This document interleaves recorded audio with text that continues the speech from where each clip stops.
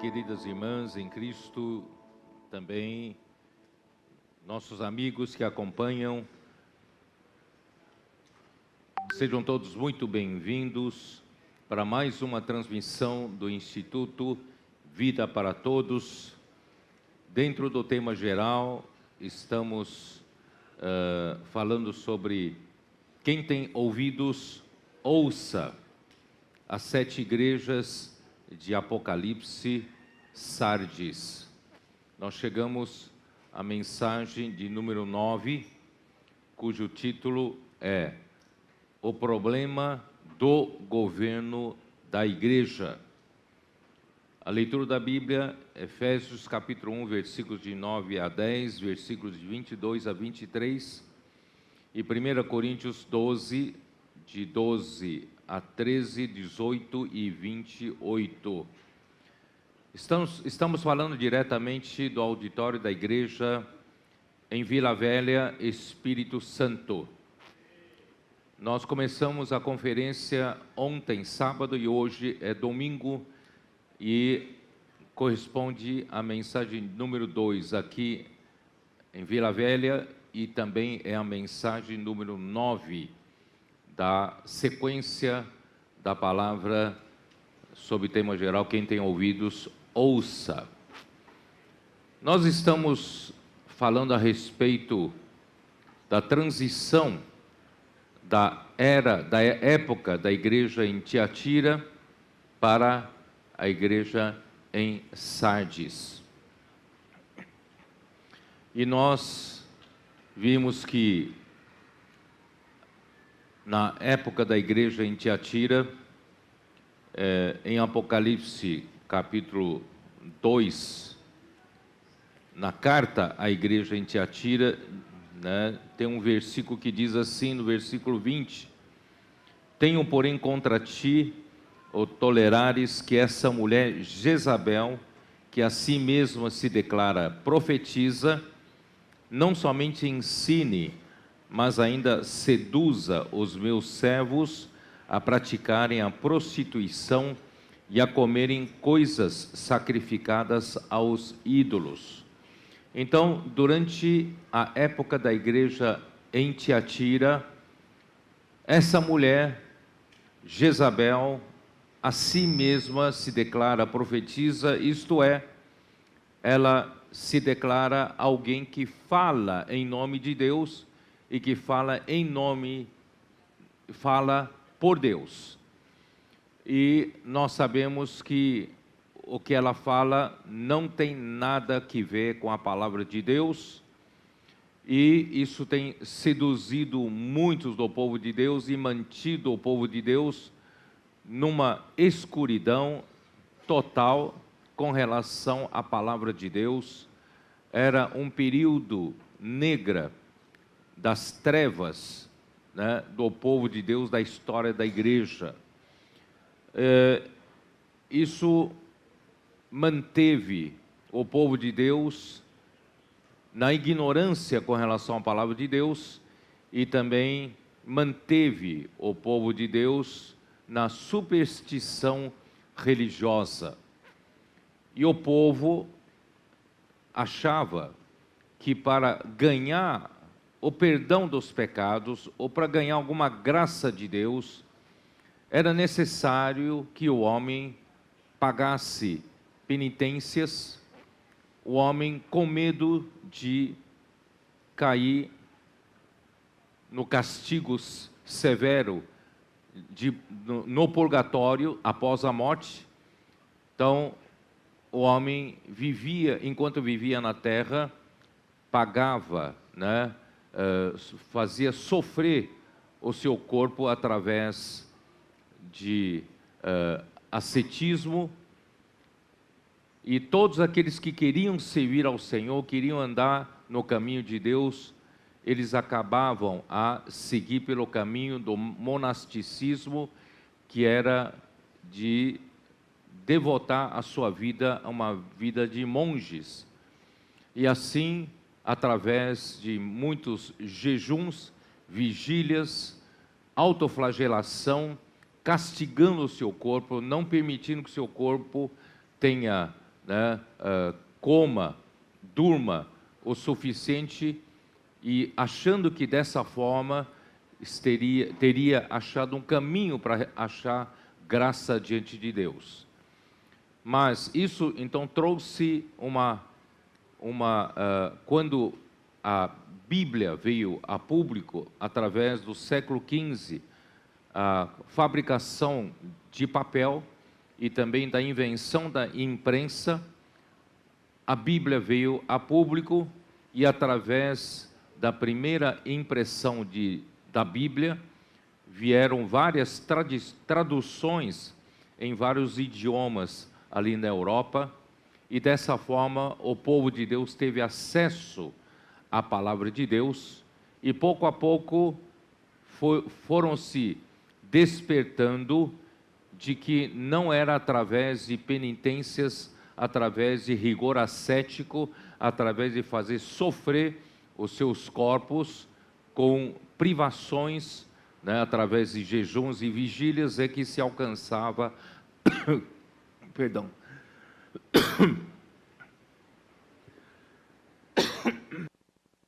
se alcançava o perdão dos pecados e a salvação diante de Deus. E finalmente o povo descobriu à luz da palavra de que a justificação é pela fé, não é pelas obras. E dessa forma começou a surgir movimentos para a reforma, a chamada reforma protestante. Bom, eu queria chamar a atenção,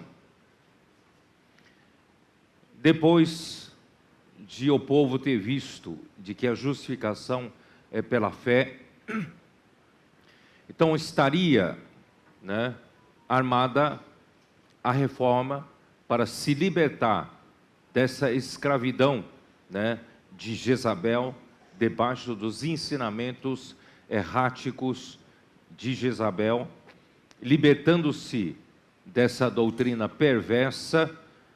No entanto, o povo de Deus, que ao libertar-se, né, dessa escravidão, tinha de saber o que era a igreja.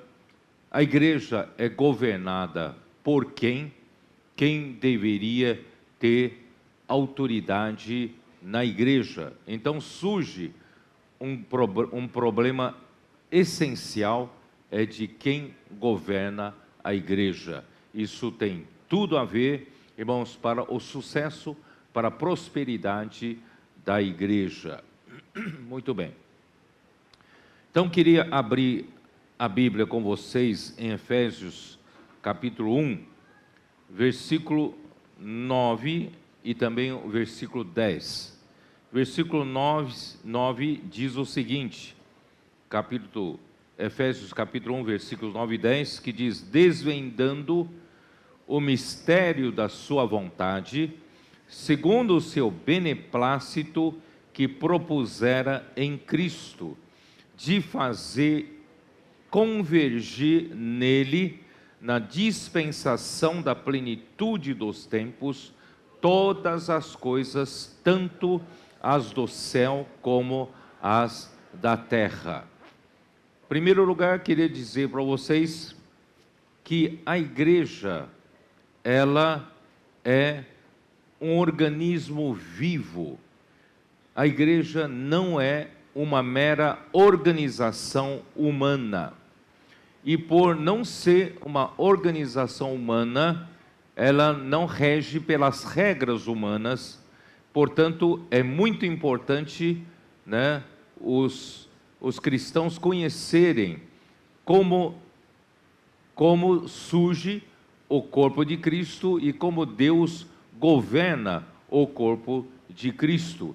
E aqui, nesses dois versículos, nos mostram que o corpo de Cristo, aliás, o mistério da vontade de Deus é o encabeçamento de Cristo sobre todas as coisas, tanto as do céu como as da terra. Isso quer dizer o quê? Todos nós, no dia em que nós cremos em Jesus, não só nós recebemos o perdão dos pecados, e nós também recebemos a vida de Deus, e nós nos tornamos filhos de Deus, o nosso espírito foi regenerado, nós nascemos de novo, para Deus nós nos tornamos um filho de Deus. E não só isso, naquele mesmo momento em que nós cremos em Jesus, nós fomos batizados pelo Espírito Santo para nos tornarmos um membro do corpo de Cristo. Não sei se você tem essa consciência. No momento em que você creu em Jesus, entregou a sua vida para Cristo, você nasceu de novo e você foi batizado pelo Espírito Santo para dentro do corpo de Cristo. Você se tornou um membro vivo do corpo de Cristo. Você não é mais um indivíduo, não é mais um cristão individual, mas você se tornou um membro de um corpo, e esse corpo é o corpo de Cristo. Eu espero que todos vocês hoje tenham essa clareza, essa consciência de que no dia em que você creu em Jesus, você foi batizado para dentro do corpo de Cristo. Eu vou mostrar isso em 1 Coríntios capítulo 12. Mas, com isso, você não é meramente um cristão que vive sozinho, isolado, individualmente aqui neste mundo. Você já faz parte do membro de um corpo, esse corpo é o corpo de Cristo. Você vai perguntar, mas como eu fui batizado pelo Espírito Santo? Assim que eu criei no Senhor Jesus. Essa é a realidade. Daí a Bíblia ensina que nós, quando cremos em Jesus, nós devemos ser batizados nas águas. Então, o batismo das águas é uma confirmação de uma realidade do batismo pelo Espírito Santo que aconteceu no momento da sua conversão. Vocês entenderam? Quando você, obedecendo as Escrituras, você então aceita ser batizado nas águas, e o batismo das águas é um testemunho que você dá, declarando a este mundo, declarando aos seus amigos, declarando às pessoas e declarando perante Deus, perante os seus anjos e perante a igreja, de que você foi batizado pelo Espírito Santo no dia que você creu, e agora você quer ser batizado nas águas, obedecendo a palavra, e você então hoje, você atravessou o Mar Vermelho, você se libertou do mundo para viver para Deus. Você hoje é um membro do corpo de Cristo, que você hoje vive para Deus em novidade de vida. Vocês entenderam? Então é para isso. Agora que você foi batizado para dentro de um corpo, você é um membro vivo do corpo. Você não é um membro morto de uma organização humana. Você é um membro vivo de Cristo. Você tem vida. Você tem a vida de Deus, a vida eterna, para funcionar como um membro do corpo de Cristo. Portanto, a igreja, vou repetir, não é uma organização humana seguindo regras humanas. A igreja é um corpo vivo, é um organismo vivo que recebe comando da cabeça. Então, o mistério da vontade de Deus. Qual é a vontade de Deus? A vontade de Deus para o homem é um mistério. O que Deus realmente quer? Qual é a sua vontade? A vontade de Deus é que todas as coisas um dia sejam encabeçadas por Cristo. Cristo sendo a cabeça sobre todas as coisas, tanto as do céu, até do mundo angelical, como as da terra, a igreja aqui na terra. Portanto, como Deus vai fazer Cristo encabeçar todas as coisas, encabeçando primeiramente a igreja. Cristo precisa encabeçar a igreja em primeiro lugar, para depois ser usado, a igreja ser usada como instrumento para Deus poder encabeçar todas as coisas. Todas as coisas têm que estar sujeitas ao encabeçamento de Cristo, à autoridade de Cristo, mas como Deus vai conseguir fazer isso? É através da igreja. Portanto, hoje é muito importante você ter essa consciência. Você está sendo encabeçado por Cristo como membro do corpo de Cristo para fazer a vontade de Deus, para Deus um dia usar a igreja para encabeçar todas as coisas. Isso está no versículo 22, né? Efésios 1, 22, e pôs todas as coisas debaixo dos pés, e para ser o cabeça sobre todas as coisas, Deus então o deu à igreja. Deus deu Cristo como cabeça à igreja. E a igreja é o seu corpo, a qual é o seu corpo, a plenitude daquele que a tudo enche em todas as coisas. Portanto, irmãos, nós estamos aqui na terra recebendo comando da cabeça, e através do comando da cabeça, e o comando da cabeça vem por intermédio da palavra, da sua palavra, e a palavra vem até a sua igreja, trazendo a ordem de Deus, o comando da cabeça, para que nós sejamos cada vez mais, o quê? Obedientes a Cristo. Cristo tem a liberdade no seu corpo para atuar em cada membro, né? Para que um dia a igreja, como seu corpo, dê liberdade para ele encabeçar todos os membros, para poder usar o seu corpo para encabeçar todas as coisas. E a igreja então será a plenitude daquele que a tudo enche em todas as coisas. Irmãos, o universo todo será preenchido por Cristo. O universo todo será encabeçado por Cristo através da igreja. E a igreja é a plenitude daquele que vai encher todas as coisas. Encher com tudo em todas as coisas. 1 Coríntios 12.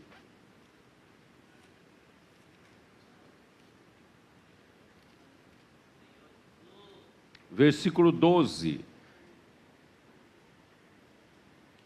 porque assim como o corpo é um, e tem muitos membros, e todos os membros, sendo muitos, constituem um só corpo, assim também com respeito a Cristo. A igreja, como corpo de Cristo, será totalmente comandada por Cristo. O corpo será totalmente comandado pela cabeça, e a cabeça deseja, através da sua palavra, o comando, ele vai preenchendo-nos com ele mesmo, preenchendo-nos com Cristo. É isso que nós vimos, irmãos, em todo o livro de Efésios, em todo o livro de Colossenses. Cristo deseja nos preencher até a plenitude de Deus. Não é isso que nós vimos? Então, o que é a vida da igreja? O que se passa na vida da igreja? O que nós estamos fazendo aqui, louvando, cantando ao Senhor, tendo conferências, reuniões, pregando o evangelho, cuidando das pessoas? Tudo isso é para quê? Para Cristo nos preencher. Cristo está substituindo no nosso ser de cada um os velhos elementos do homem caído, do velho homem, através do suprimento da palavra, através de Cristo fluindo através da palavra para dentro de você. Ele está fazendo um processo metabólico, está eliminando tudo que é do velho homem, e está substituindo com um elemento novo, do novo homem, que é Cristo.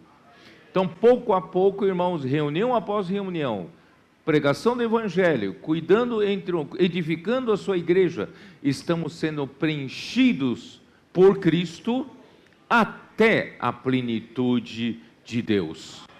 Tá? É isso que está acontecendo na vida da igreja. Né? Então, irmãos, a igreja não é mera organização humana. Vocês estão ficando... Tem clareza sobre isso?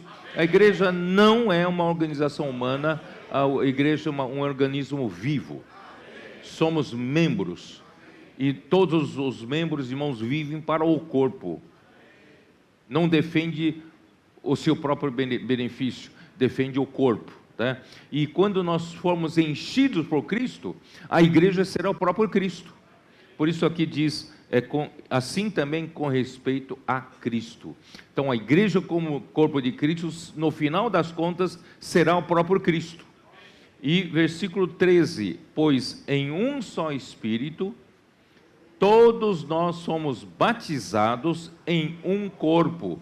Irmãos, o dia em que cremos no Senhor Jesus, esse Espírito nos batizou para dentro de um só corpo, né? Quer judeus, quer gregos, você que era, né, de uma nacionalidade, de um estado, de um povo, né, de uma etnia diferente, mas todos nós, sejam judeus, sejam gregos, nós fomos batizados para dentro de um só corpo, e nesse corpo só tem uma natureza, a natureza de Cristo, tá?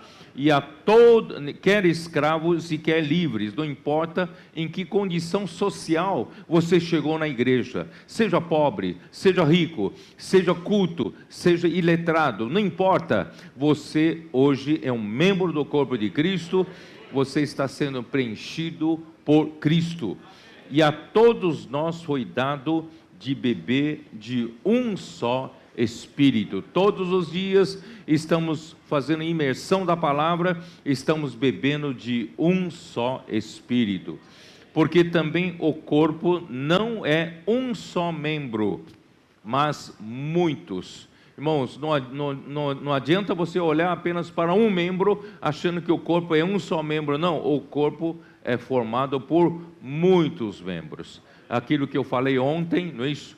Eu sou apenas um membro, e eu preciso de vocês como os muitos membros. Um membro sozinho não faz nada. Um membro precisa de outros membros para que o corpo possa fazer a vontade de Deus. Então, graças a Deus, ninguém olha para si mais do que convém. Nós somos apenas um membro e cada um tem a sua função. Esteja contente com a função que Deus te deu. Seja fiel naquela função que Deus te deu, não queira ter ciúmes daquela outra função, nem inveja daquele outro membro. Irmão, vamos cada um ser fiel àquilo que o Senhor nos deu, onde o Senhor nos colocou, tá bom? Então, muito bem, aí versículo 18 diz assim, mas Deus dispôs os membros, colocando cada um deles no corpo, como lhe aprouve. Não tente você, com seu jeitinho, como você está acostumado no mundo, de você negociar, né, para trocar de membro. Não, você não tem como, Deus é quem dispõe, tá? Deus é que dispõe cada um como um membro em determinado lugar, com uma determinada função. Portanto, irmãos, no mundo você pode fazer politicagem, você pode negociar cargos, né? Negociar benefícios para você poder subir de cargo. Irmãos, né? No corpo não precisa disso. Subir para onde? Não é isso? Seja um membro, né? Nós vamos todos trabalhar em prol de um só corpo. E é assim que Cristo encabeçar esse corpo, Ele vai encabeçar todas as coisas por meio do corpo de Cristo. Tá bom? Então, versículo 18, e eu vou terminar com o versículo, né, eu li isso ontem, né? Versículo 25, para que não haja divisão no corpo, pelo contrário, cooperem os membros com igual cuidado em favor uns dos outros. Portanto, irmãos, na igreja, no corpo de Cristo, irmão, nós não ficamos olhando para indivíduos. Nós enxergamos os irmãos como um membro do corpo. Como eu sou um membro do corpo, né? E todos nós, irmãos, servimos ao corpo, né? Nós lutamos pelo interesse do corpo, porque lutando pelo interesse do corpo, estaremos lutando pelo interesse de Deus. E Cristo encabeçará o corpo. Não sei se os irmãos entenderam o que eu quero dizer. Então, quando olharmos um para o outro, irmão, nós enxergamos membros do corpo. Por isso, irmão, nós devemos ter igual cuidado em favor uns dos outros. Não olha para o seu irmão como um concorrente. Ele é membro do mesmo corpo. Então vamos olhar um para o outro sempre com o mesmo cuidado, né, em favor uns dos outros, de maneira que, se um membro sofre, não diga assim, bem feito, né? Eu não, falei para ele não fazer isso, né? Irmãos, não, se ele sofre, todos sofrem com ele, porque ele é um membro do corpo de Cristo. E se um deles é honrado, não diga assim, tenho ciúmes, né? Não, se ele é honrado, o corpo é honrado. Se ele é honrado, com ele todos se regozijam. Ora, vós sois corpo de Cristo e individualmente membro desse corpo, né? Aí o versículo 28 é muito importante também. E nesse corpo, de uma maneira prática, Deus então tem uma linha de autoridade para Deus poder exercer a sua autoridade, para Cristo exercer sua autoridade. Então, versículo 28, a uns estabeleceu Deus na igreja, primeiramente apóstolos, e em segundo lugar profetas, e em terceiro lugar mestres. Isso quer dizer o quê? Deus colocou uma linha que flui a autoridade de Cristo, né, para a sua igreja. Então Deus levantou apóstolos para liderar a igreja, tá? Então, e como os apóstolos lideram a igreja? Pelas suas opiniões? Pela sua capacidade de gerir as coisas de administração? Não. Pela sua eloquência? Não. É pela palavra, né? Os apóstolos têm que ser o quê? Mensageiros para fluir a palavra de Deus, que vem como uma ordem, como um comando, né? Assim como, irmãos, a minha cabeça, através do sistema nervoso, comanda todos os membros, e através do sistema circulatório, né, alimenta todas as células, todos os membros do corpo de Cristo, e assim Cristo cuida de todos os membros. Então Cristo, ele como cabeça, através do sistema nervoso, ele comanda todos os membros, e através do sistema circulatório, ele alimenta todos os membros. Então é dessa forma que, através da palavra, a palavra comanda o sistema nervoso, e a palavra comanda o sistema também circulatório, para alimentar todos os membros do corpo de Cristo. E assim, irmãos, Cristo estabelece o seu governo através dos apóstolos, né? E não é pela autoridade própria dos apóstolos. O apóstolo em si não tem autoridade, não sei se os irmãos entendem, mas ele, como canal estabelecido por Deus, para a autoridade de Deus passar por ele, aí ele tem autoridade.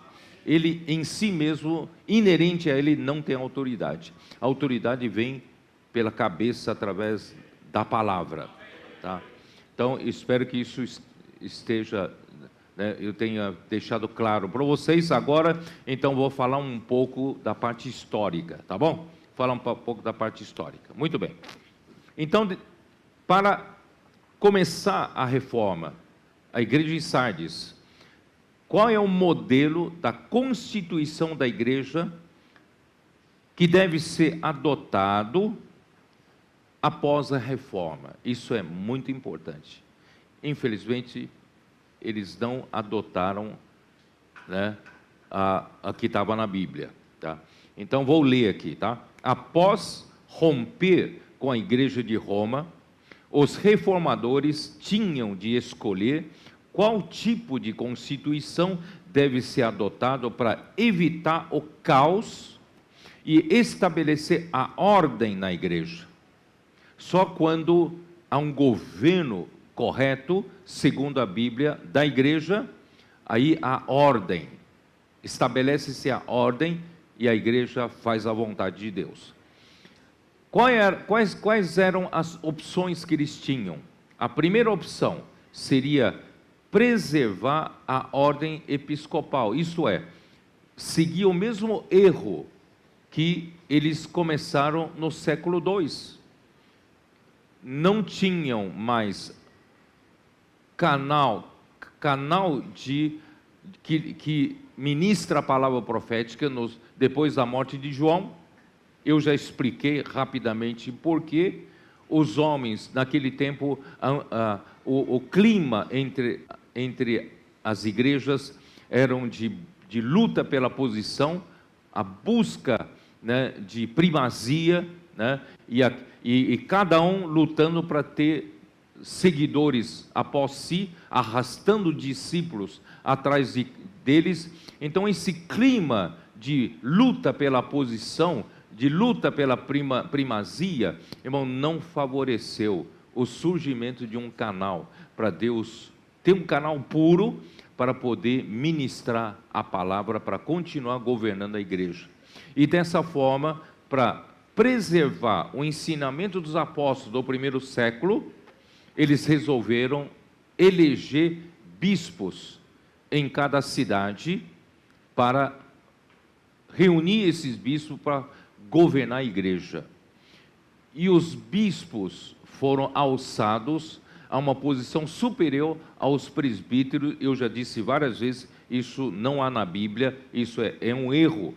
Então, os bispos, na verdade, o bispo significa a função dos presbíteros, que é a função de supervisionar a igreja, mas eles criaram uma hierarquia, né? Os bispos se tornaram uma categoria superior aos anciãos, aos presbíteros, e dessa forma, irmãos, propiciou o homem natural, né, a buscar pela posição, a lutar pelo cargo e subir, né, cada vez mais de posição. Imagina vocês, não só entre os presbíteros de uma igreja, todos querem ser eleito, todos querem buscar ser o bispo. Não contente em ser presbítero, lutam para ser bispo. Aí, irmão, já favorece o quê?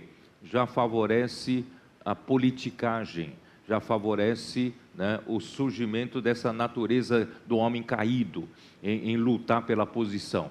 E depois, o bispo de uma cidade pequena, insignificante, tem menos poder de bispo de uma grande cidade, uma grande metrópole, uma grande capital. Então, né, esses bispos de cidades menores, né, procuram também se mudar para cidades grandes para obter mais posição. Vocês sabem, né? Aí não tem fim.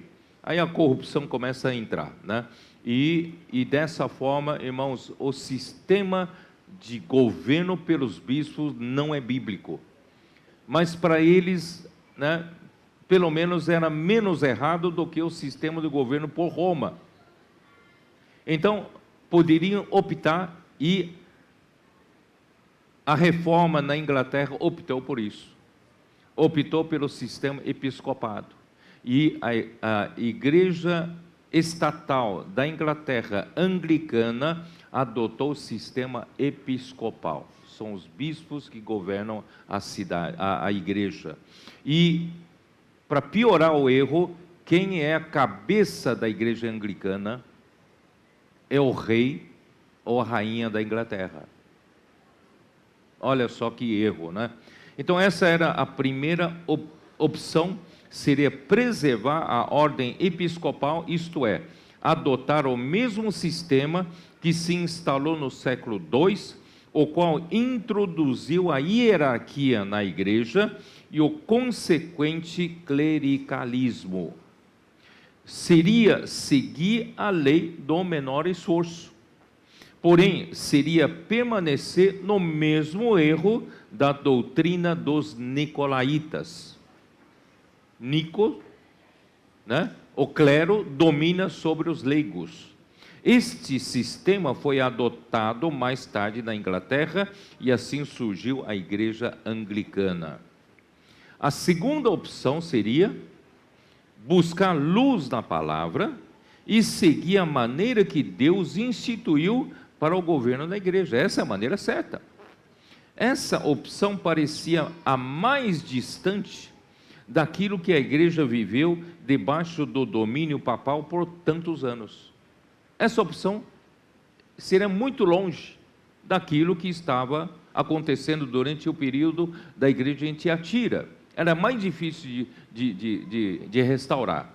E, apesar dos líderes, eu vou ler um trecho do texto do Andrew Miller, tá? Para não dizer que são minhas palavras, tá?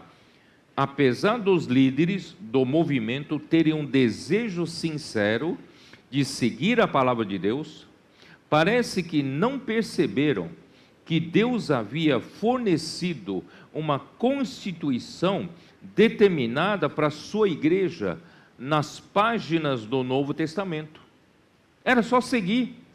Deus não concedeu ao homem liberdade alguma de adicionar algo a esta constituição divina ou alterar uma única palavra da sua prescrição, da mesma forma que ele não concedeu aos israelitas a liberdade de adicionar ou alterar em nada o modelo do tabernáculo que ele havia dado por intermédio de Moisés.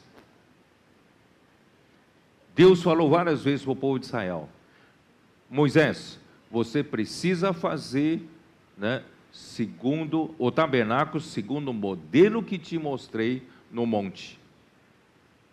Então Deus não permite alteração, não permite que o homem mude. É tudo segundo o modelo que Deus mostrar, né, ao seu profeta. Outro texto, também do livro de Andrew Miller. Na Suíça, o movimento partiu do povo, mas a reforma protestante na Alemanha partiu mais dos eruditos e dos príncipes. Assim, a instituição das igrejas luteranas foi algo puramente humano e político.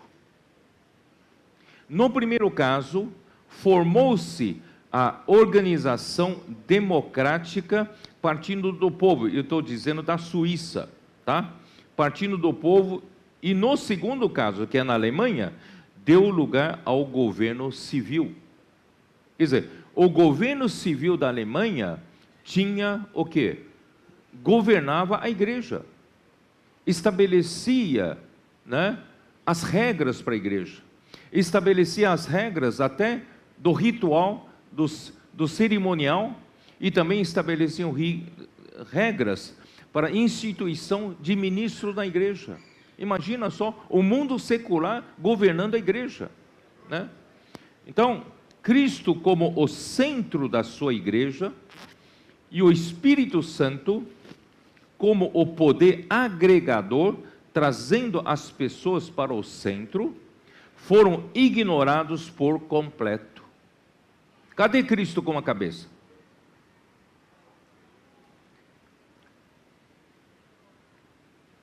Esse é o motivo porque o Senhor declara que todos esses sistemas estão mortos.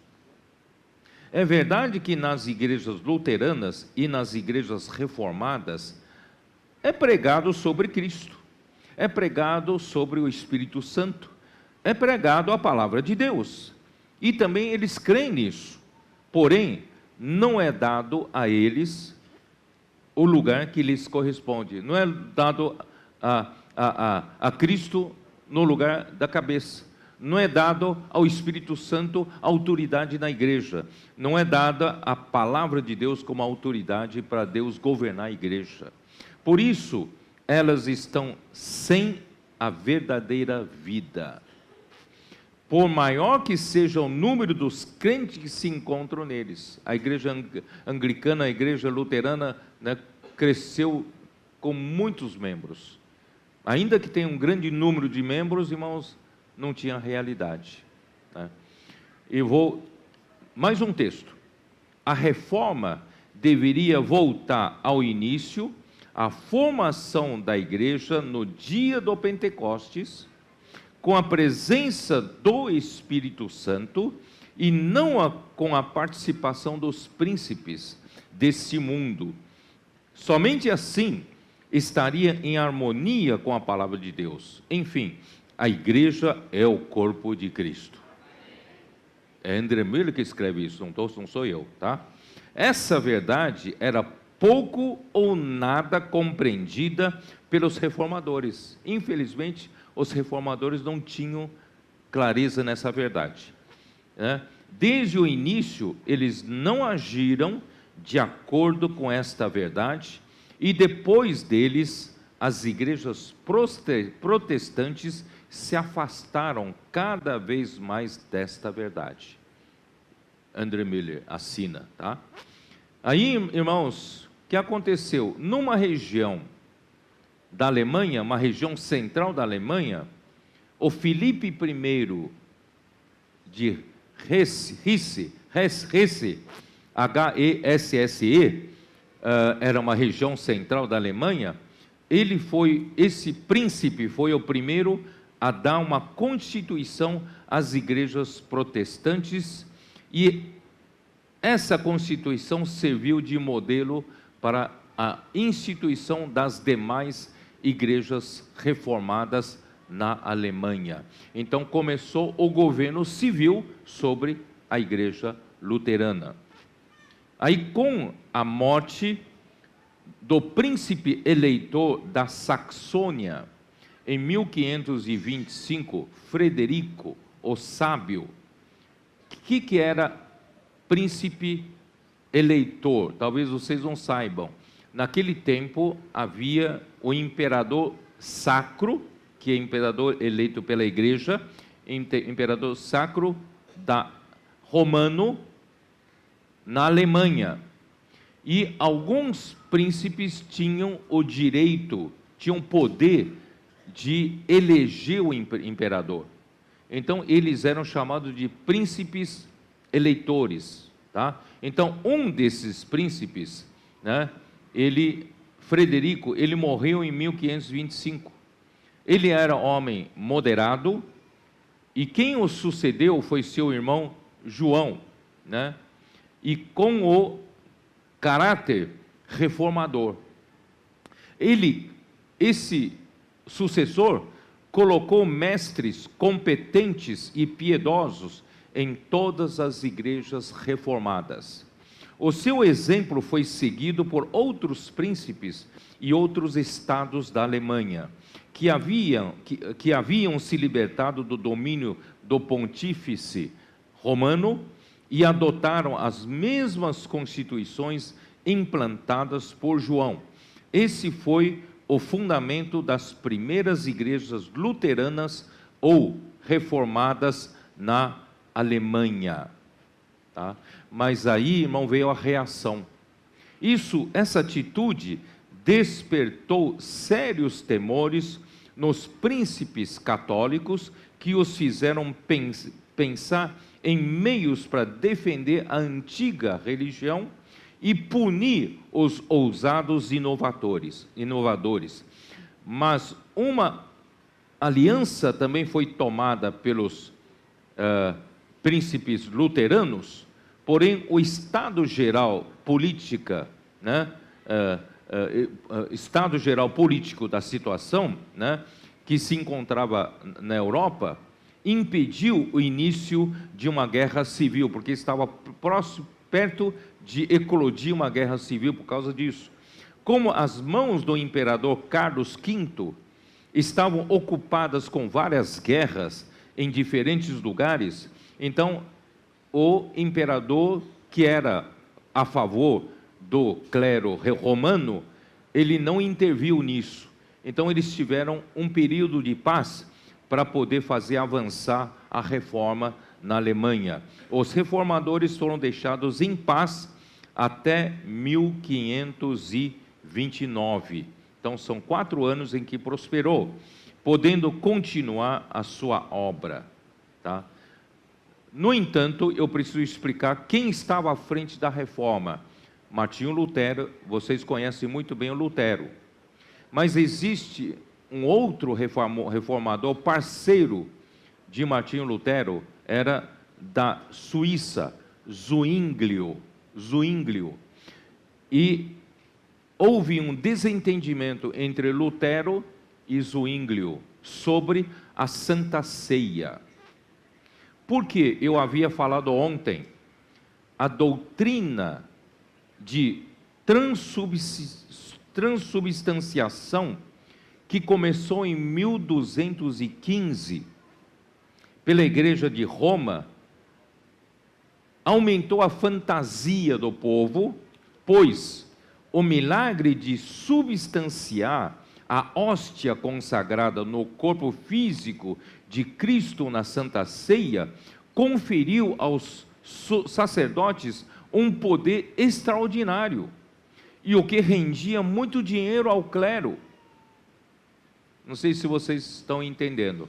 Então, em 1215, não é isso, né?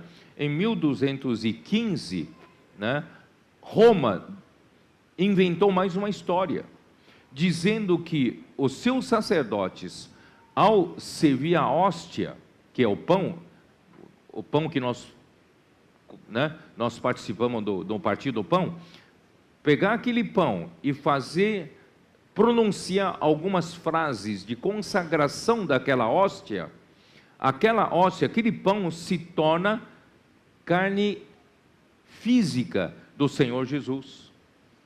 E na hora de o sacerdote fazer aquela consagração, acontecia um milagre. E esse milagre acontecia que aquele pão virava a carne física do nosso Senhor Jesus. Isso então trouxe, né, uma superstição muito grande na época, teve uma repercussão muito grande, né, dando um ar de que o sacerdote tinha esse poder de efetuar toda vez que faz a consagração da hóstia e acontecia esse milagre. Irmãos, é mentira pura, isso é mentira, tá? Então, só que essa história, essa doutrina estava tão já, né, infiltrada no meio do povo de Deus, o Martinho Lutero não conseguiu se libertar disso. Olha só. Então, ele chegou a rejeitar a doutrina de transubstanciação, mas ele adotou a doutrina de consubstanciação, que não quer dizer nada. Quer dizer, só mudou o nome, né, de consubstanciação, igualmente inexplicável. E Martinho Lutero morreu com isso na cabeça. Aí o suíço, Ulrico Zwinglio, o reformador suíço e companheiro de Lutero, não aceitava esses ensinamentos de Roma e cria na simplicidade apresentada nas Escrituras de que o pão e o cálice eram símbolos do corpo de Cristo, que foi partido por nós, e do sangue da nova aliança, que foi derramado por nós, tá? Então, o suíço tinha mais clareza sobre... Aí, só que houve uma dissensão tão grande, que o Lutero passou a até negar de chamar o suíço de irmão. Olha só que coisa, né? A briga foi tão feia, né? Então, por isso, irmãos, como Deus governa a igreja? Como tem que ser o governo de Deus na igreja? Por isso, irmãos, eu fui lá no Antigo Testamento para mostrar esse modelo do governo de Deus sobre o povo de Deus. Vocês se lembram quando eu voltei lá para Êxodo 19? Vamos voltar para lá? Vamos ver como Deus estabelece o governo no meio do seu povo? Êxodo 19.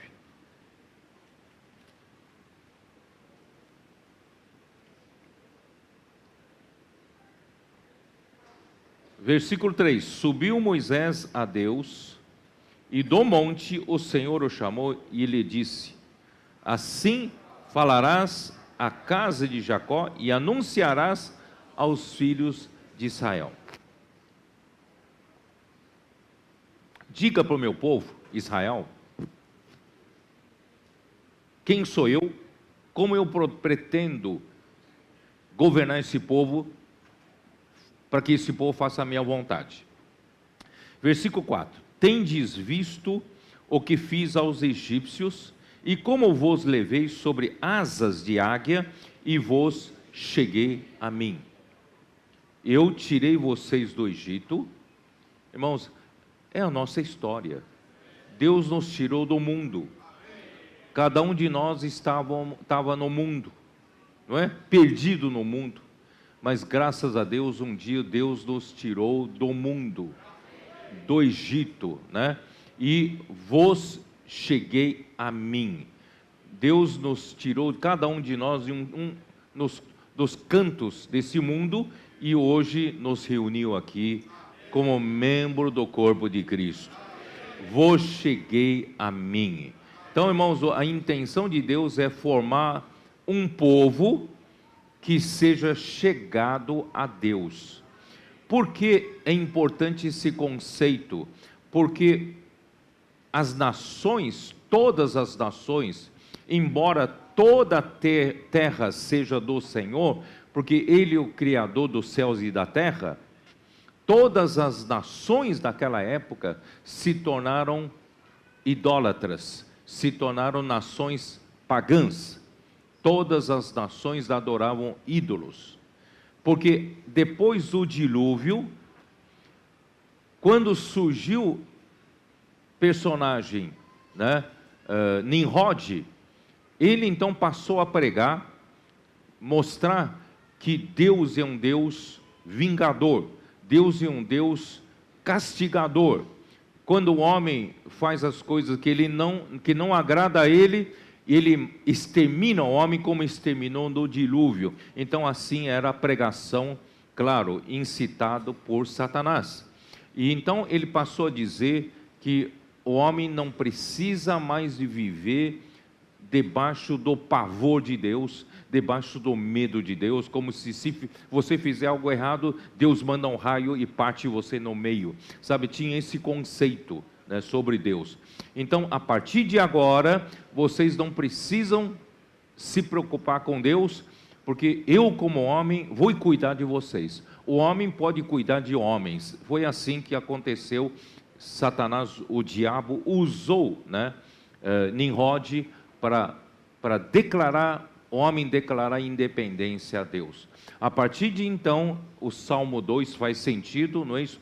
Que todos os príncipes, vamos dar uma olhada, vai. Salmo 2, como diz?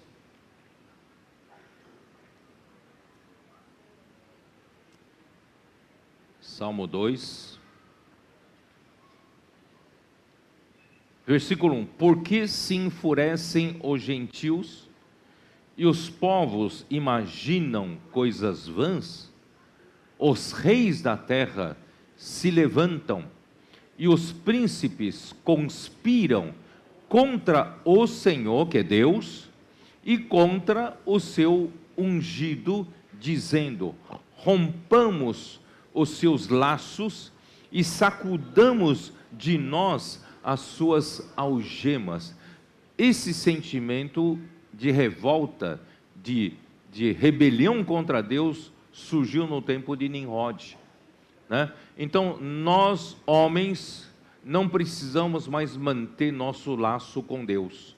Vamos nos romper todas as nossas ligações com Deus, porque nós declaramos a independência a Deus, não precisamos viver com medo de Deus.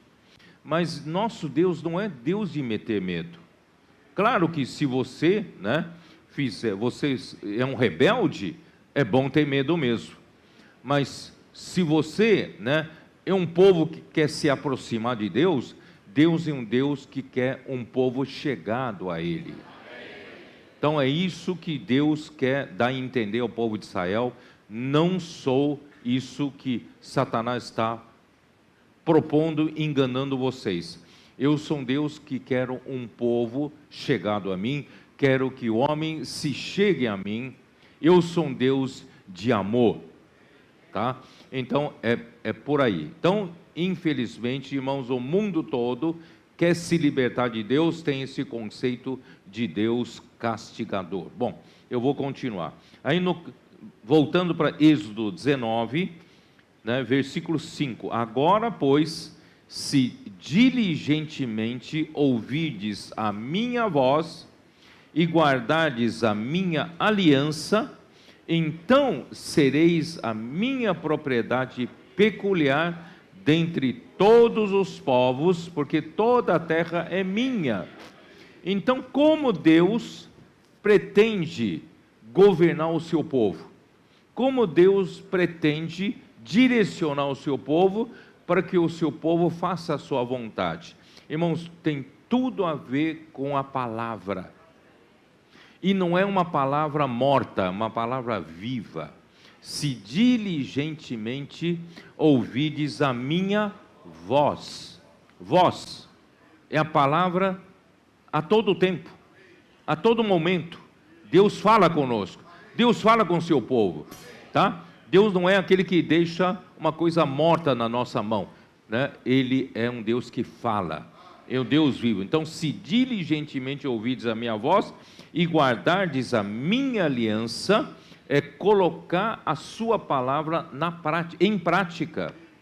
Ouvir atentamente, com amor reverente a tudo que Deus fala, e praticar, colocar em prática tudo que Deus fala. Irmãos, essa é a maneira de Deus governar o povo de Deus, tá?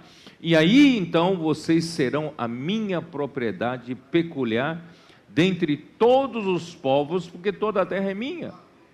Toda a terra é minha, mas todos os povos, com exceção do povo de Israel, eram povos pagãos. E agora eu quero um povo que é meu, de minha propriedade peculiar. E como esse povo que saiu da cultura, aculturou-se no Egito por mais de 400 anos, como eles se tornariam o povo de Deus? É através da palavra. Como mudar uma cultura? Através da palavra. Nós todos temos uma cultura do mundo, porque nós viemos do mundo. Como Deus está mudando a nossa cultura? Através da sua palavra. Nós ainda estamos sendo transformados pela palavra do Senhor, não é isso? Então, aí, quanto mais você ouve a palavra do Senhor vai mudar você de cultura, de tal maneira que você deixará cada vez mais de ser um povo do mundo, e você está sendo cada vez mais um povo de propriedade peculiar de Deus pela palavra, tá? E vós me sereis reino de sacerdotes e nação santa. Como eu posso? No outro dia eu estava vivendo no meio de um povo que serve os ídolos, e de repente eu virar um sacerdote que serve a Deus, ser um reino de sacerdote, todos servem a Deus, né? Então, irmãos, só tem um jeito, é pela palavra. Por isso, irmãos, o Senhor nos deu uma ferramenta maravilhosa, que é a imersão na palavra. A imersão na palavra está mudando a nossa cultura. A imersão na palavra, incutindo, né? Inculcando a palavra de Deus no nosso coração, a palavra viva de Deus no nosso coração, está mudando nossa constituição, está mudando a nossa natureza. Nós éramos o quê? Viemos de um povo, no meio de um povo pagão, mas agora, irmão, Deus está nos fazendo uma nação, de nós uma nação santa, está mudando a nossa natureza. Portanto, irmão, dê valor para a palavra, dê valor para a imersão na palavra, dê valor para inculcar a palavra no nosso coração. Isso é, habitar ricamente a palavra de Cristo em nós. É isso que Deus está fazendo no nosso meio. Aí, irmãos, chega no versículo 7, dá uma olhada. Veio Moisés, Deus fala a palavra ao povo de Israel por meio de quem? Deus então começou a usar um canal. Deus usou Moisés. Então veio Moisés, chamou os anciãos do povo e expôs diante deles todas essas palavras que o Senhor lhe havia ordenado. Então o povo, olha só, como o povo não conhece a sua própria constituição. Então o povo respondeu a uma: tudo o que o Senhor falou, faremos. Já pensou, irmãos? Tudo o Senhor falou, né? Lembra que eu falei em alguma das mensagens, até mesmo os homens do mundo sabem disso. Quando você ouve, você esquece. Só que o homem tem uma propensão de achar que quando ele ouve, ele já assimilou. Não assimilou, né? A mamãe, quando nós éramos pequenos, a mamãe não fala: filho, faça isso, filho, faça aquilo. E você achava a mamãe chata, caduca, fica repetindo 1000 vezes a mesma coisa. É porque você ouve e esquece, você não assimila aquilo que ouve, né? Então o povo era tão infantil, né? Tudo que o Senhor falar, nós vamos fazer. Fica tranquilo, Moisés, fala para Deus, tudo que o Senhor falar nós vamos fazer. Irmão, o povo não conhece a si mesmo. Por isso, irmãos, hoje nós introduzimos, na verdade não nós, o Senhor introduziu a prática da imersão na palavra. Porque nós não nos consideramos que tudo que ouvimos nós faremos, né? Nós precisamos de inculcar a palavra no nosso coração com repetições seguidas, falando entre nós, né? Falando a palavra de Cristo entre nós, fazendo imersão na palavra, irmãos, aí sim a palavra é gravada no nosso coração, tá? Então, aí o Moisés relatou ao Senhor as palavras do povo. Moisés falou: o povo disse que tudo que o Senhor falar, eles vão fazer, né? O Senhor sabe do que o povo está pensando. Aí disse o Senhor a Moisés, versículo 9: eis que virei a ti numa nuvem escura, para que o povo ouça quando eu falar contigo, e para que também creiam sempre em ti, porque Moisés tinha anunciado as palavras do seu povo ao Senhor. Quer dizer, o povo, Deus sabia que o povo era presunçoso.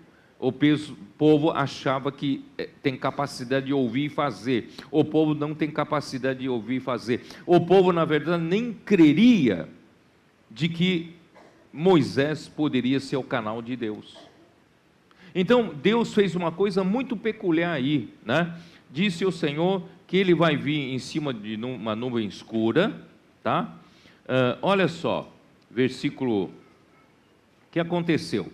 Como Deus queria ele falar por Moisés, mas que todo o povo ouça Deus falando com Moisés, para que o povo pudesse acreditar que Moisés era o canal que ia falar por Deus, porque Deus sabia que o povo não vai crer, tá? Aí o que ele fez? Versículo 16: ao amanhecer do terceiro dia, houve trovões e relâmpagos, e uma espessa nuvem sobre o monte, e muito forte clangor de trombeta, de maneira que todo o povo que estava no arraial se estremeceu. Imagine esta cena: trovões, relâmpagos e uma nuvem espessa sobre o monte, e um forte clangor de trombeta. Você imagina como sirene tocando, né? Tocando, muito forte. Você imagina aquela cena de meter medo no povo, né? Aí todo o povo se estremeceu. E Moisés levou o povo fora do arraial ao encontro de Deus, e puseram-se ao pé do monte, e todo o monte Sinai fumegava. Além de toda essa cena que eu acabei de pintar, você imagina um monte saindo fogo, saindo fumaça, fumegava, né? Porque o Senhor descera sobre ele em fogo. O Senhor desceu como fogo sobre o monte, e a sua fumaça subiu como fumaça de uma fornalha. Já pensou? Fumaça de uma fornalha, e todo o monte tremia grandemente.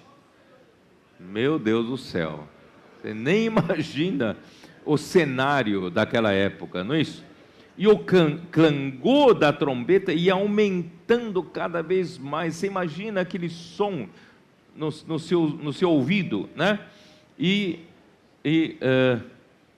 Deus lhe respondia no trovão, né? Deus respondia no trovão.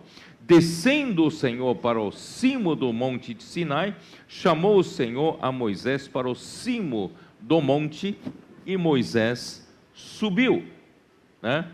Irmãos, o que aconteceu? Vamos lá para o capítulo 20, versículo 18. Todo o povo presenciou os trovões e os relâmpagos, e o clangor da trombeta, e o monte fumegante, e o povo, observando, se estremeceu, ficou de longe. Quem ousava chegar perto, né? Aí disseram a Moisés: Moisés, fala-nos tu, e te ouviremos.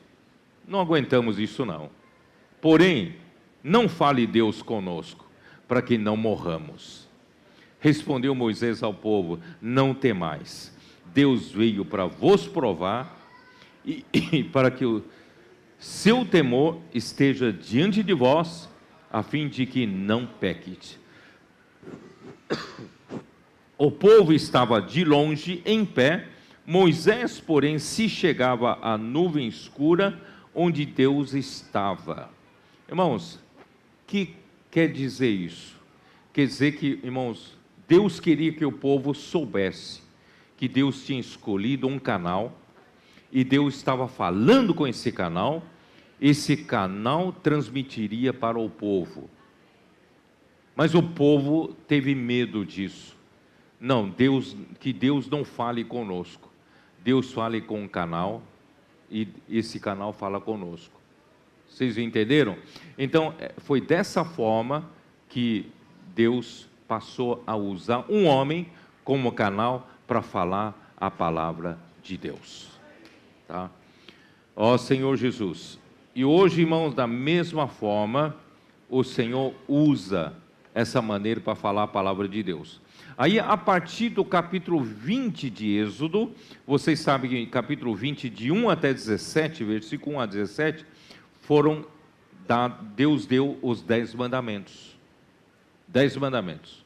E depois, no final do capítulo 20, a partir do versículo 22 até o final, até o capítulo 23, Deus então deu uma sequência de leis, o detalhamento, né, do que Deus queria, né, que regulasse o povo de Deus através de uma constituição, uma carta magna.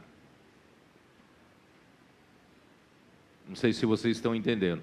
Essa é a constituição do povo de Israel, que governaria sobre o povo de Israel. E Deus hoje, irmão, da mesma forma, quem governa a igreja é a sua palavra, é a sua constituição. E como Ele governa e direciona o povo a cada momento, através da sua voz, através da sua palavra, por meio do canal que Ele escolher, para levar a palavra para o povo de Deus. Eu espero que você, né, tenha essa clareza. Por isso, irmãos, em Números capítulo 9,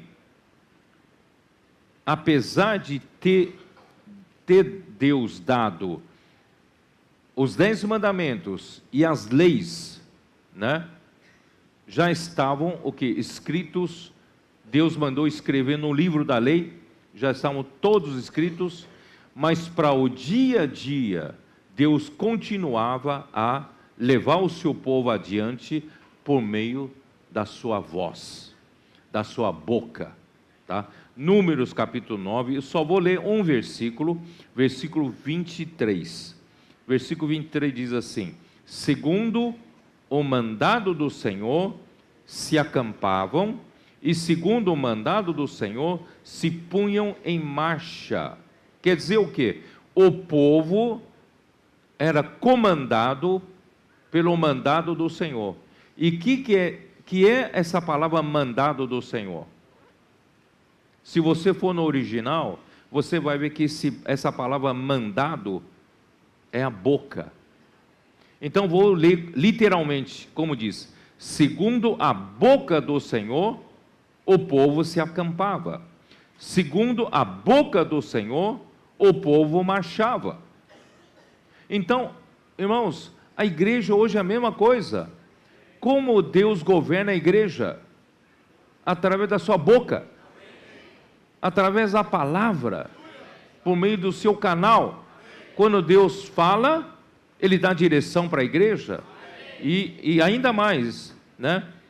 Cumpriam o seu dever para com o Senhor, segundo a ordem do Senhor por intermédio de Moisés. Esse segundo a ordem do Senhor, de novo, é a boca. Então, a boca do Senhor, a palavra do Senhor, é uma ordem. Como Deus governa a igreja? Através da palavra que sai da boca dele e que é uma ordem. Cada palavra que nós recebemos, irmãos, da palavra profética, é uma ordem. É para executarmos, né? Mas por intermédio de Moisés. Deus usa um homem, tá? Mas, irmãos, é difícil o homem obedecer homens, né? Homem. Aí então, no capítulo 12 de Números, já surge uma primeira, vamos dizer assim, desobediência, né? Capítulo 12, versículo 1, falaram Miriam e Arão contra Moisés por causa da mulher cuxita que tomara, pois tinha tomado a mulher cuxita. Não, talvez, eu não sei julgar aqui se Moisés fez coisa errada, né? Não deveria tomar a mulher cuxita, eu não sei. Só que isso foi meramente pretexto para Miriam e Arão, né, expor uma insatisfação, uma grande insatisfação no seu coração, que está no versículo 2. E o versículo 2 diz o quê? E disseram: porventura, tem falado o Senhor somente por Moisés? Irmãos, infelizmente hoje é a mesma coisa. Só tem um falar profético? Deus só usa Moisés para falar? Não tem falado também por mim? Eu também não sou um profeta, né? Ninguém disse que você não tem outros profetas não, além de Moisés. A Bíblia não diz isso. Mas a ordem de Deus vem por intermédio de Moisés, né? Aí então, não tem falado também por nós, e o Senhor ouviu. Irmãos, então, o problema do homem, né, de desafiar Moisés, é porque acha que ele também pode ser a boca de Deus. Ele também pode falar a palavra por Deus. Mas Deus quer realmente nos usar, como muitos de nós, como profetas. Mas esses muitos profetas de Deus, né, recebem a direção de uma só boca, de um só canal, né? E, bom, eu falo depois. Bom, e era o varão Moisés muito manso, mais do que todos os homens que havia sobre a terra. Moisés não reivindicava para si, ele era manso, ele não lutava. É Deus que estabeleceu dessa forma, né? Ele só procura ser fiel a Deus. Aí no versículo 6, então disse: ouvi agora as minhas palavras, se entre vós há profeta, eu, o Senhor, em visão a ele me faço conhecer, ou falo com ele em sonhos. Assim tem outros profetas. Não é assim com meu servo Moisés, que é fiel em toda a minha casa. com relação à minha casa, com relação ao meu povo, a minha nação, o reino de Israel, eu uso Moisés. Não é assim com meu servo Moisés. Boca a boca falo com ele, claramente, não por enigmas, pois ele via a forma do Senhor. Como, pois, não temestes falar contra o meu servo, contra Moisés? Irmãos, é assim que Deus deixou claro, de uma vez por todas, irmãos, Deus usava Moisés como canal para falar, e através do falar de Moisés que Deus governava o povo de Israel. Mas nem assim isso aplacou toda a insatisfação. Mais tarde vocês sabem que surgiram os de Coré, não é? E eles não concordavam porque só Deus só fala por Moisés. Irmãos, isso ao longo da história da igreja, irmão, surge também entre nós, e vai surgir mais ainda entre nós. É porque não conhece a maneira de Deus fazer as coisas. Porque o homem natural, né, aquele dia a gente estava conversando sobre isso, Maurício leu, né, esse versículo para nós. Dá uma olhada, 1 Coríntios 2. 1 Coríntios 2, versículo 14, diz assim: ora, o homem natural não aceita as coisas do Espírito de Deus, porque lhes são loucura, e não pode entendê-las, porque elas se discernem espiritualmente. Por isso digo para os irmãos, nós somos um povo lá do alto. Nós não pertencemos mais, irmãos, aqui da terra, porque nós já nascemos lá do alto. Jesus veio aqui no livro de João, no Evangelho de João, ele disse: vocês são cá de baixo, eu cá de baixo não sou, eu sou lá do alto. Por isso importa-vos nascer de novo. E o nascer de novo é nascer do alto. Eu quero um povo aqui na terra, com os pés no chão, com o corpo na terra, mas vivendo na região celestial. A igreja é esse povo. Nós, embora tenhamos um corpo material e físico, vivemos aqui na terra, mas, irmãos, o nosso espírito, a nossa alma devem viver lá na esfera celestial. Porque toda a boa dádiva e todo o dom perfeito são lá do alto. Você não quer buscar as coisas perfeitas? Ou você prefere desfrutar da mera sombra das coisas perfeitas? Não, eu não me contento com mera sombra, eu quero buscar as coisas perfeitas, e as coisas perfeitas estão lá no alto. Por isso, irmãos, nós somos um povo que vive lá no alto. Buscai, se fosses ressuscitado juntamente com Cristo, Colossenses 3, buscai as coisas lá do alto. Pensai nas coisas lá do alto, onde Cristo vive, porque já morrestes. Para com essas coisas terrenas, irmãos, já morremos, e a vossa vida está oculta, juntamente com Cristo, em Deus. E quando Ele se manifestar, vós também sereis manifestados com Ele em glória. Então, a igreja é um povo celestial. Por isso, irmãos, nós temos que deixar de ser mesquinhos, deixar de viver ainda na esfera da terra, questionando a maneira de Deus fazer as coisas. Isaías 55, o Senhor falou, já explicou para nós: os meus pensamentos não são os vossos pensamentos, os meus caminhos não são os vossos caminhos. Não avalie os meus pensamentos pelos seus pensamentos, não avalie a minha maneira de fazer as coisas pela sua maneira de fazer as coisas. Assim como o céu é tão distante com relação à terra, assim são os meus pensamentos e os meus caminhos dos vossos. Por isso, irmãos, o homem natural não aceita as coisas do Espírito de Deus, porque eles são loucura, e não pode entendê-las, porque elas se discernem espiritualmente.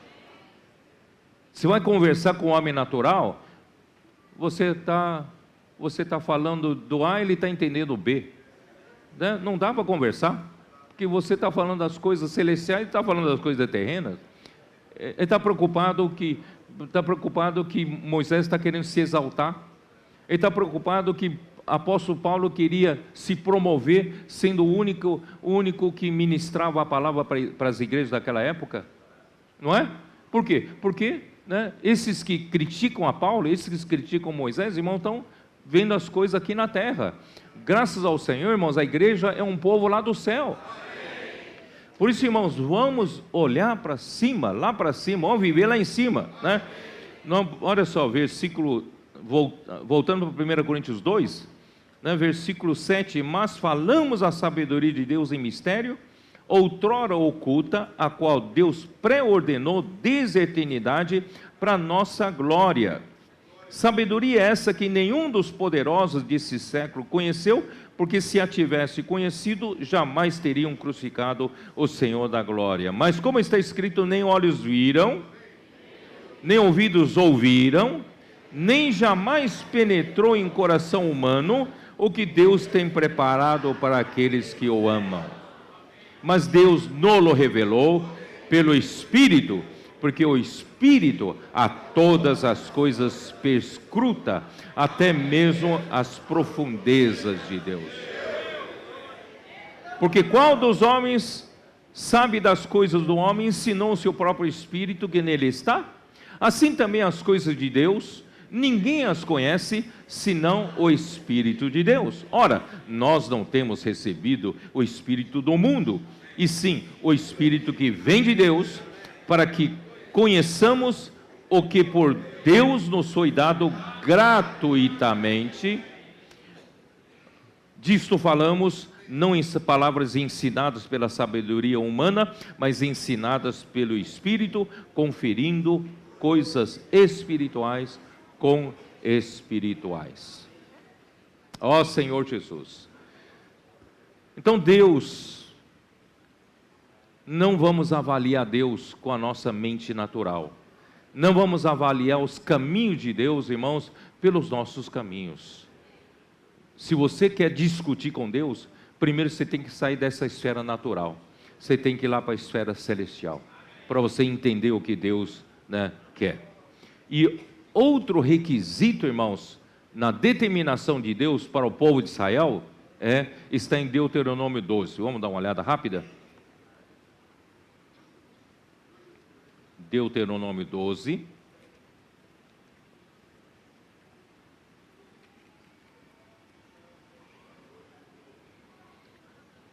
Além da palavra, né, que Deus governa o povo através de Moisés, e Deus também estabeleceu para a unidade do povo de Israel, para Deus poder governar uma nação, né, Deus estabeleceu outra coisa. Deuteronômio 12, versículo 4.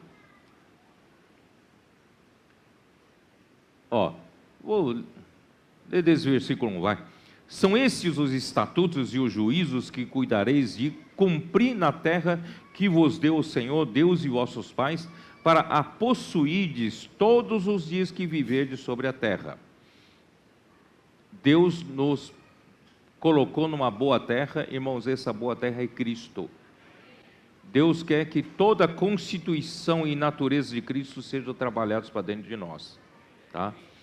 Destruireis por completo todos os lugares onde as nações que ides desapossar serviram os seus deuses, sobre as altas montanhas, sobre os outeiros, debaixo de toda árvore frondosa.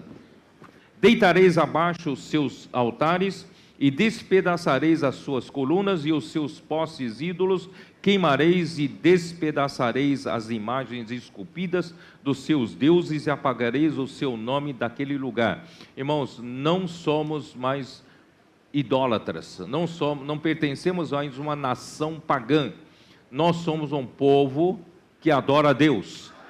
Somos um povo de Deus. Por isso, irmãos, nós, ouvimos a palavra do Senhor e cumprimos a palavra do Senhor. Aí no versículo 4, não fareis assim para com o Senhor vosso Deus, porque a adoração a ídolo, você pode adorar em qualquer canto, debaixo de uma árvore frondosa, você monta um altar para adorar um ídolo, em cima de um pequeno monte, você monta um altar e adora os deuses falsos, Irmãos, mas não é assim com o nosso Deus. Deus determinou uma maneira de adorá-lo, onde? Versículo 5, mas buscareis o lugar onde o Senhor vosso Deus escolher de todas as vossas tribos, para ali pôr o seu nome e sua habitação, e para lá ireis. Vou determinar um lugar. Esse lugar é um lugar onde as 12 tribos têm que ir para esse lugar. E ali, será onde eu vou colocar meu nome e a minha habitação. Que mais tarde vocês sabem que Deus escolheu Jerusalém. E Deus escolheu ali o seu lugar para o seu templo. E o templo é o lugar da sua habitação.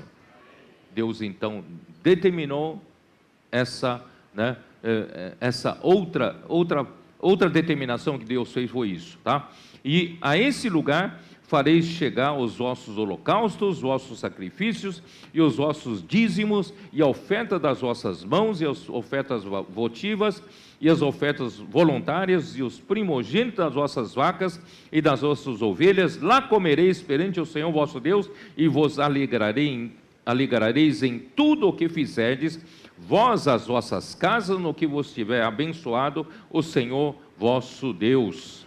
Irmãos, é lá. A igreja em Sardes não descobriu lá. Eles foram levantando conforme uma verdade que eles viram na luz, e estabeleceram o quê? Uma base para adoração. Essa é a maneira do povo pagão fazer as coisas. Vocês entenderam? Eu descubro o quê? Uma luz na Bíblia, e eu levanto uma igreja dessa luz, dessa verdade. Irmãos, isso é estabelecer adoração debaixo de uma árvore, em cima de um outeiro, em cima de um monte. Não é assim com o nosso Senhor Deus. Vocês precisam achar onde está o lugar que Deus determinou.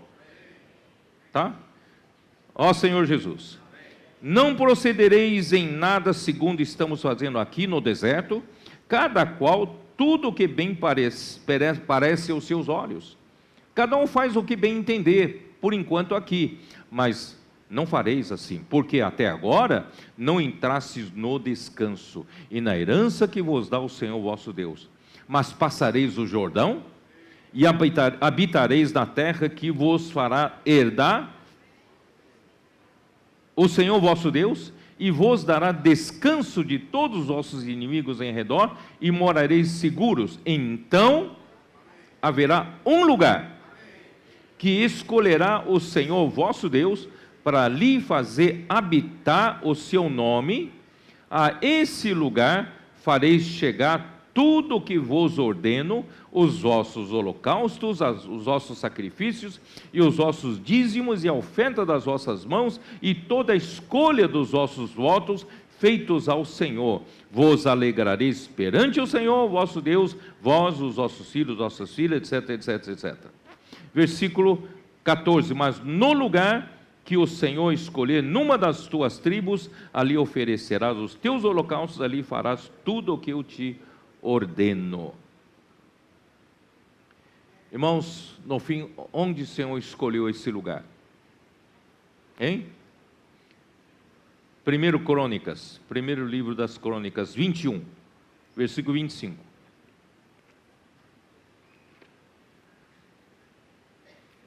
Vinte e 25.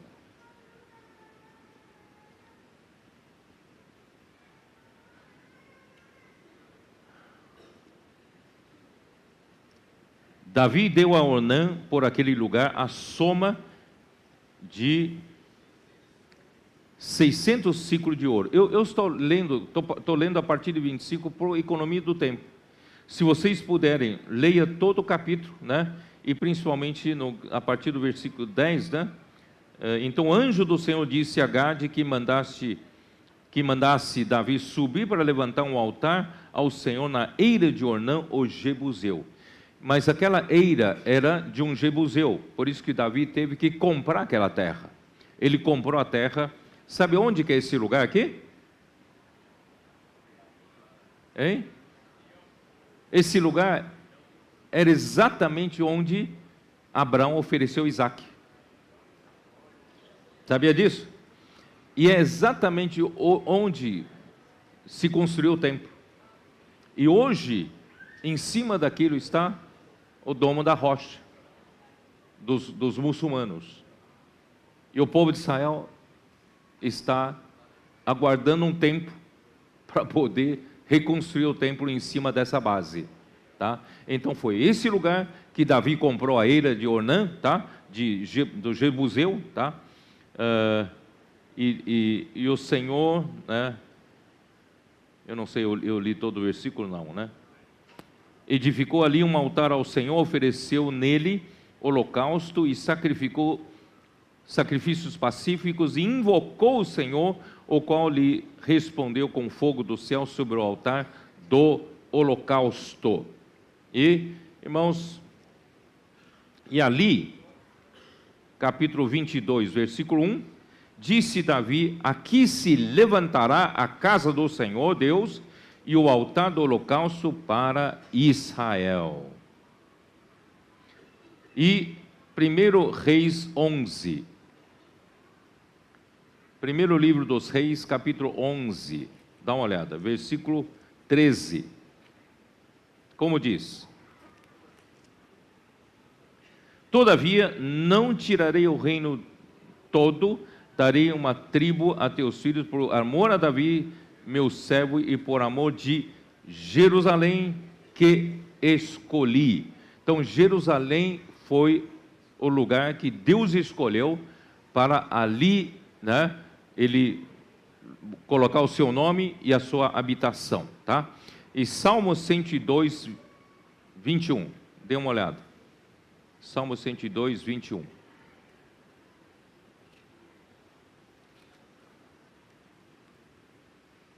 A fim de que seja anunciado em Sião o nome do Senhor e o seu louvor em Jerusalém. É em Sião, em Jerusalém, que Deus escolheu o lugar para pôr o seu nome e a sua habitação, e para lá, ali é a base da unidade do povo de Israel. Deus estabeleceu a base da unidade em Jerusalém. Os irmãos entenderam? Então não se pode estabelecer a base em qualquer outro lugar. Vocês lembram que eu falei que faltava um recipiente correto para a igreja em Sardes? E esse recipiente, irmãos, é a base correta. E essa base correta está em Jerusalém. Tem que ir para Jerusalém. Ó Senhor Jesus. 102, eu li aqui não? 102, não, já li, né? 135, 21. 135, 21, como diz: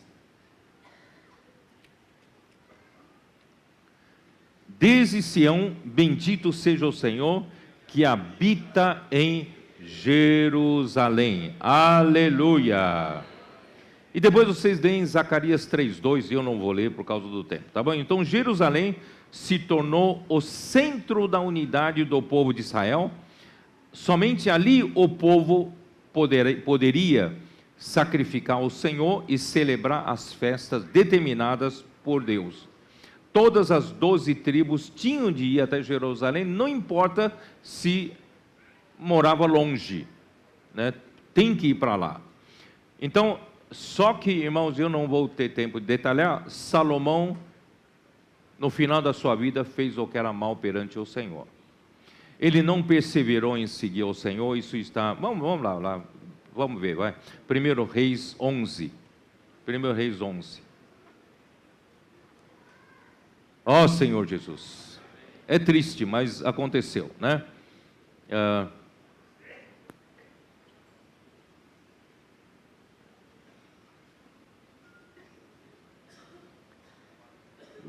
versículo 4. Sendo já velho, suas mulheres lhe perverteram o coração para seguir outros deuses, e o seu coração não era de todo fiel para com o Senhor, seu Deus, como fora Davi, seu pai. Salomão seguiu a Astarote, deusa de Sidônios, e Milcom, abominação dos amonitas. Assim fez Salomão, que era mau perante o Senhor, e não perseverou em seguir ao Senhor, como Davi, seu pai. Versículo 9. Pelo que o Senhor se indignou contra Salomão, pois desviara o seu coração do Senhor, Deus de Israel, que 2 vezes lhe aparecera. Aí no versículo 11, por isso disse o Senhor a Salomão, visto que assim procedeste, e não guardaste a minha aliança, nem os meus estatutos que te mandei, tirarei de ti este reino e darei a teu servo. Contudo, não o farei nos teus dias, por amor a Davi teu pai, da mão de teu filho o tirarei. Todavia não tirarei o reino todo, darei uma tribo a teu filho, por amor de Davi, meu servo, e por amor de Jerusalém, que escolhi. Essa história aconteceu depois do tempo do rei Roboão, filho de Salomão. O Roboão taxou pesadamente, impostos ao povo, aumentou carga e seguiu o conselho dos mais jovens, e as 10 tribos de Israel se rebelaram contra ele e seguiram a Jeroboão. Apenas 2 tribos permaneceram com a casa de Davi. E dessa forma, 10 tribos saíram do domínio de Roboão, e Jeroboão, para não perder o domínio sobre as 10 tribos, o que ele fez? Ele falou assim: se o povo voltasse com uma determinação do Senhor manda, eles iriam cedo ou tarde, eles iriam voltar para Jerusalém, e eu seria morto, vou perder o reino. Então eu vou usar de um artifício. Que artifício? Eu vou falar para o povo não precisar ir mais comemorar as festas em Jerusalém. Eu vou colocar um bezerro de ouro em Dan e outro bezerro de ouro em Betel. Eu vou dizer para o povo de Israel de que esses são os deuses que os tirou do Egito e não precisam ir até Jerusalém, podem adorar a Deus nesses 2 lugares, criando 2 centros de adoração. Irmãos, isso estabeleceu a divisão dentre o povo de Israel. Irmãos, é isso que aconteceu com a igreja em Sardes. A igreja de Sardes. A base não estando correta, não estando a base em Jerusalém, você divide o povo de Deus. Tanto é que há muitas, hoje tem quase mais de 25 mil divisões das denominações evangélicas aqui no Brasil, só no Brasil, 25 mil divisões. E nós temos que voltar para a base correta. Qual é a base correta? Em Evangelho de João, capítulo 4.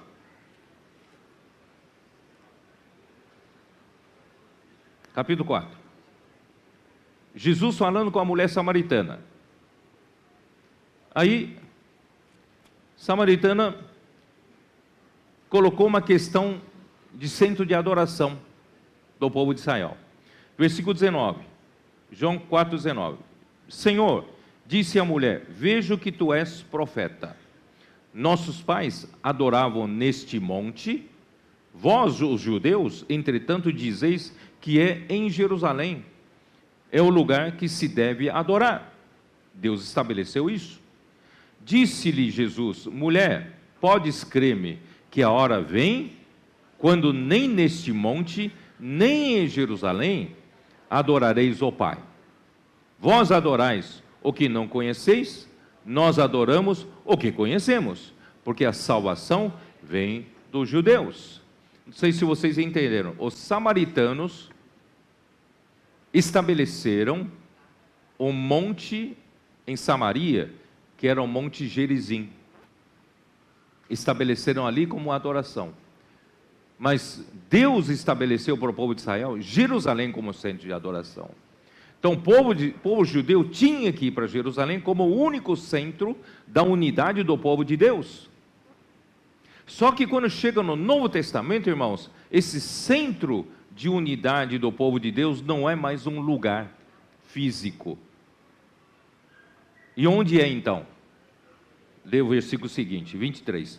Mas vem a hora, e já chegou, em que os verdadeiros adoradores adorarão o Pai em espírito e em verdade, porque são estes que o Pai procura para os seus adoradores. Deus é espírito, e importa que os seus adoradores o adorem em espírito e em verdade. Vocês entenderam? Então, esse lugar, irmãos, de adoração se tornou o Espírito. Então, o lugar escolhido no Novo Testamento não é mais um lugar físico, Jerusalém, né? E agora, irmãos, o governo de Deus na igreja é no Espírito. Por isso que o Espírito Santo deve ter autoridade na igreja. Só que para o Espírito Santo ter autoridade na igreja, também está ligado à coisa prática. Se você entregar o governo da igreja para o governo do Estado da Alemanha, como o Espírito vai governar? Vocês entenderam? Tá? Bom, vamos chegar lá. Aí, por isso que em Zacarias capítulo 4, vamos lá, Zacarias 4. No tempo de Zorobabel, eu já repeti várias vezes sobre isso, né? Está implícita a base da unidade em Jerusalém, porque o povo de Judá havia se dispersado pela Babilônia. 70 anos depois, Deus usou o rei Ciro para fazer um decreto para quem quiser voltar para reconstruir Jerusalém, porque Jerusalém foi destruída e precisa ser restaurada para ser o centro da unidade do povo de Deus. Então, quem quer voltar? Apenas 50 mil aceitaram voltar, e voltaram com todas as dificuldades. E Zorobabel era responsável, como governador, de restaurar, a reconstruir o templo, com todas as dificuldades. Não tinha um reino por trás, né? Não tinha todo o poderio, né, de uma nação por trás. Então Deus o, né, encorajou. Versículo 6. Prosseguiu ele e me disse: esta é a palavra do Senhor a Zorobabel, não por força, nem por poder, mas pelo meu Espírito, diz o Senhor dos Exércitos. Hoje, irmãos, é a mesma coisa. Nós estamos no meio do nada. Nós precisamos, irmãos, não temos um apoio do governo da Alemanha. Nós não temos um apoio do Estado. Não temos o apoio do imperador, né, Constantino, com toda aquela força política, as riquezas. Irmãos, mas nós temos o Espírito. Nós somos um rebanho, né, um pequenino rebanho. Mas, irmãos, o Senhor, somos a igreja de Filadélfia de pouca força, mas o Senhor pôs diante de nós uma porta aberta. Porque não é por força, não é por poder, mas é pelo Espírito do Senhor. Nós vamos, irmão, restaurar esse lugar, reconstruir esse lugar, que é a igreja em Jerusalém, a igreja em Filadélfia. Ó Senhor Jesus. É por isso, irmãos, que, né, em Zacarias 4 mostra esse candelabro que eu falei na mensagem passada. Irmãos, é dessa forma, através do azeite dourado, que Deus supre por meio dos seus profetas, que alimenta um vaso. Esse vaso são os mensageiros que Deus Senhor tem na igreja, para suprir a sua igreja. E tem que ter um candelabro, porque esse azeite tem que suprir as 7 lâmpadas de um candelabro. No tempo de Sardes, irmão, não tinha candelabro. precisa ter um candelabro para o azeite descer, para poder suprir. Faltava esse testemunho porque faltava uma base correta. Deus precisa dessa base correta para Deus edificar a sua igreja. Irmãos, hoje Deus está usando, né, a igreja em Filadélfia para restaurar isso. Por isso nós precisamos ser fiéis a sermos esses canais de Deus, esses mensageiros em transmitir a palavra de Deus. 2 Timóteo 2:2. Como diz? Vamos ser esses mensageiros fiéis? 2 Timóteo 2:2, como diz? O que de minha parte ouviste, isso mesmo, né? O que de minha parte ouvistes, através de muitas testemunhas, isso mesmo transmite a homens fiéis e também idôneos para instruir a outros. Nós somos, irmãos, aquele vaso que recebe o azeite dourado, e nós temos que ser fiéis a transmitir, irmãos, para outros, para a igreja, para iluminar, para que as lâmpadas possam estar acesas. A igreja em Filadélfia é um candelabro de ouro, ela precisa estar acesa, e depende de você. Quanto mais você é fiel em fazer a imersão na palavra, em inculcar a palavra no coração, e você transmitir fielmente para a igreja vai brilhar. A igreja onde você está servindo vai brilhar, tá? E dessa forma, irmãos, nós vamos ser esses servos fiéis para fazer, né, brilhar o candelabro de ouro.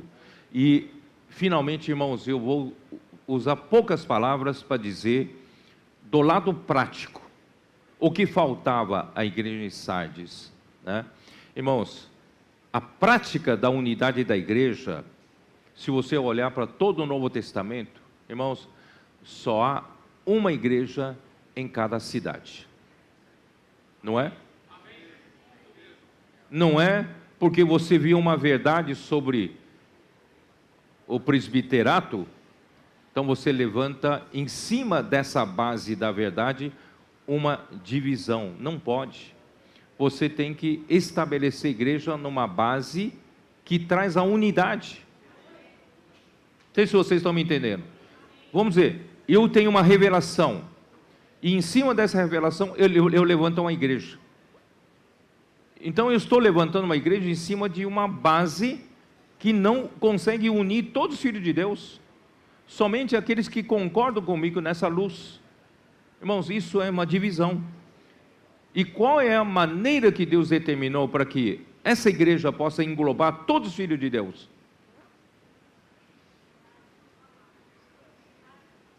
Uma cidade, todos que creram no Senhor Jesus naquela cidade formam apenas uma igreja. E dessa forma, irmão, fica indivisível a igreja na prática.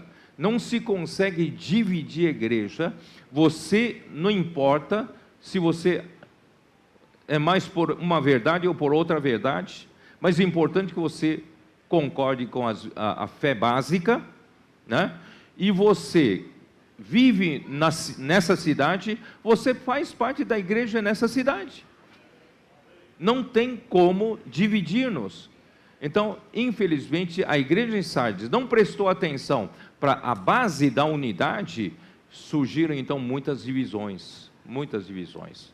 Hoje, irmãos, a igreja de Filadélfia está voltando para a base da unidade. Aqui na cidade de Vila Velha, nós temos uma só igreja. Mas será que todos os que creram no Senhor Jesus nesta cidade estão nessa igreja? Estão ou não estão nessa igreja? Não tem coragem de dizer? Todos os que creram no Senhor Jesus, que vivem aqui em Vila Velha, faz parte da igreja em Vila Velha. Porque a igreja é indivisível. Não podemos dividir o corpo de Cristo, ainda que não reúnam conosco, mas para nós eles fazem parte da igreja na Vila Velha. Por isso, irmão, nós precisamos sair para pregar o evangelho. Toda a palavra que o Senhor fala conosco é para toda a igreja. A gente tem que ir para a rua, passar essa mensagem para eles também. Não entenderam? Então, por isso que em cada cidade há apenas... Senhor Jesus, o meu tempo está acabando, né? Mas Tito 1,5, vou ler só isso. Tito 1,5. Tito 1,5. Por esta causa te deixei em Creta, para que pusesses em ordem as coisas restantes, como em cada cidade constituísses presbíteros, conforme te prescrevi. Irmãos, cada cidade tem só um grupo de presbíteros.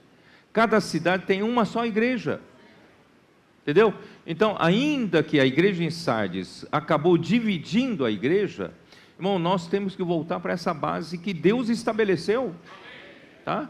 Então, ó Senhor Jesus, e quem dá a direção geral? Nós temos igrejas administradas por presbítero em cada cidade. Só que essas igrejas de cada cidade, irmãos, compõem um único corpo de Cristo. Os irmãos entenderam? A igreja em Vila Velha não é um corpo de Cristo à parte, mas a igreja em Vila Velha faz parte do corpo de Cristo. E Deus deu na liderança da igreja universal, que é o corpo de Cristo, irmãos, os apóstolos como liderança. Então, irmãos, nós somos como as 12 tribos de Israel. Cada igreja não tem a sua direção própria. Nós seguimos todos a mesma direção, porque todas as igrejas formam um só corpo e tem uma só cabeça. Só Cristo quem manda. Ele manda como? Ele manda através da palavra. Por isso, irmãos, é dessa forma que nós mantemos a unidade estabelecida por Deus e a igreja se torna indivisível. E nós praticamos a unidade da igreja para trazer o Senhor de volta. Tá bom? Me perdoe de ter esticado um pouco mais, mas, irmãos, essa é a visão que nós precisamos complementar para que não sigamos os erros da igreja de Sardes. Tá bom? Deus abençoe vocês. Jesus é o Senhor.